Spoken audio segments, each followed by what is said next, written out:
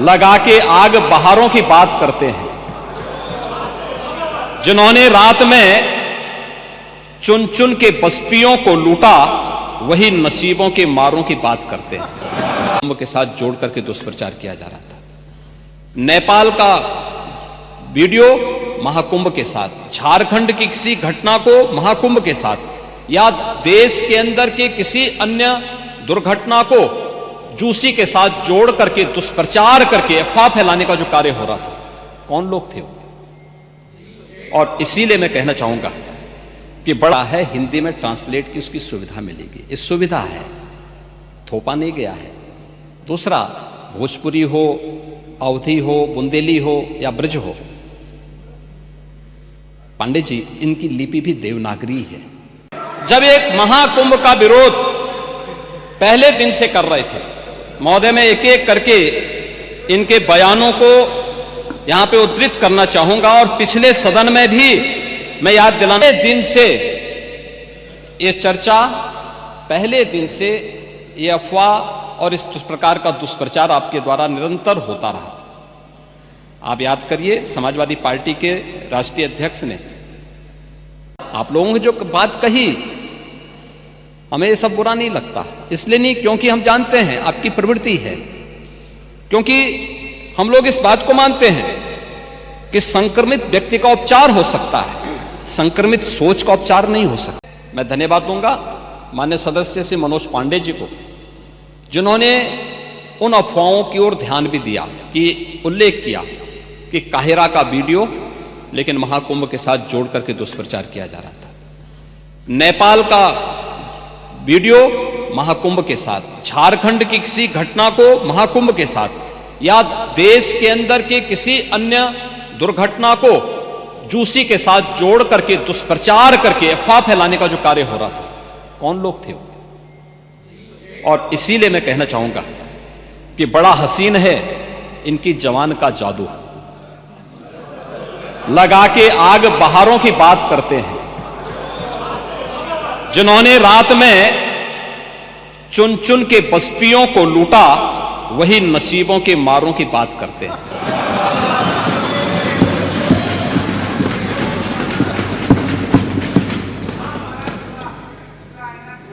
महोदय, ये उर्दू नहीं है, ये सब हिंदी है। आपको मैं बताना चाहता हूं, आपको मैं एक और बात बताना चाहता हूं, जो अभी नेता प्रतिपक्ष कह रहे थे। जब उत्तर प्रदेश की स्थानीय बोलियों को इस सदन में महत्व मिला, तो उनके द्वारा कहा जा रहा था, उन्होंने विरोध किया था, ठीक उनकी सोच है, ये समाजवादी संस्कार भी है कि हर अच्छे कार्य का विरोध करना है, हर अच्छे कार्य का विरोध करना है। तो उन्होंने कहा कि हिंदी इस सदन की भाषा है, तो हिंदी को तो हटाए नहीं। इस सदस्यों को एक छूट दी गई है कि वे किसी भी इन बोलियों में बोल सकता है, हिंदी में ट्रांसलेट की उसकी सुविधा मिलेगी। इस सुविधा है, थोपा नहीं गया है। दूसरा, भोजपुरी हो, अवधी हो, बुंदेली हो या ब्रज हो, पांडे जी इनकी लिपि भी देवनागरी है, कोई दूसरी लिपि नहीं है। संविधान के द्वारा घोषित जो व्यवस्था है, उसी के दायरे में सारा कार्य हुआ है। आप जैसे उम्रदराज व्यक्ति को तो इसका स्वागत करना चाहिए, इसका स्वागत करना चाहिए। ओह, मैं इसीलिए कह रहा हूं, देवनागरी ही लिपि है और उसी दायरे में सारा कार्य हुआ है। और इसीलिए मैं आपके संज्ञान में लाना चाहूंगा कि ये जो कार्य है, इस कार्य के साथ हमें उसी सकारात्मक भाव के साथ जुड़ना चाहिए। मैं आपके विरोध को कभी उसका न मैं उपहास उड़ाता हूं, न मैं उसको बहुत उसके साथ जोड़ता हूं, क्योंकि मैं जानता हूं आपकी आदतों को,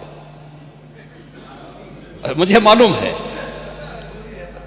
आप लोगों के बारे में एक मान्यता ये भी है, मजबूरी भी है, और आपके बारे में मान्यता भी है कि आज के समाजवादियों के बारे में, कि जिस थाली में खाते हैं उसमें छेद करके फिर जाते हैं।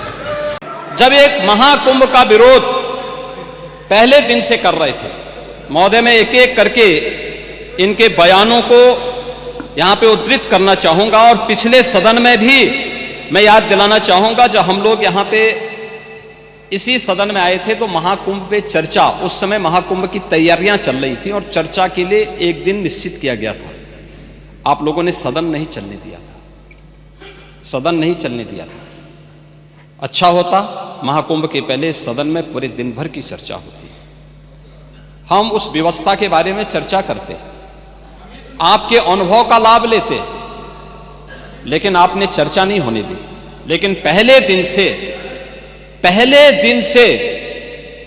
ये चर्चा, पहले दिन से ये अफवाह और इस प्रकार का दुष्प्रचार आपके द्वारा निरंतर होता रहा। आप याद करिए, समाजवादी पार्टी के राष्ट्रीय अध्यक्ष ने महाकुंभ आयोजन के पहले इस बारे में कहना शुरू किया कि साहब इतना पैसा और इतना विस्तार देने की आवश्यकता क्या है। उनका बयान कि हमारी सरकार से अपील है कि बहुत सारे बुजुर्ग जो 65 साल से ऊपर और 70 साल से ऊपर के लोग हैं स्नान नहीं कर पाए।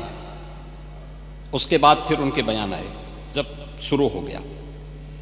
फिर लगातार अगर समाजवादी पार्टी के सोशल मीडिया हैंडल को देखें, वो आपके संस्कारों के अनुसार ही भाषा का प्रयोग भी करते हैं और जिस प्रकार की भाषा का उसमें प्रयोग किया जाता है, मुझे लगता है किसी भी सभ्य सोसाइटी के लिए वो भाषा कभी शोभा नहीं देगी।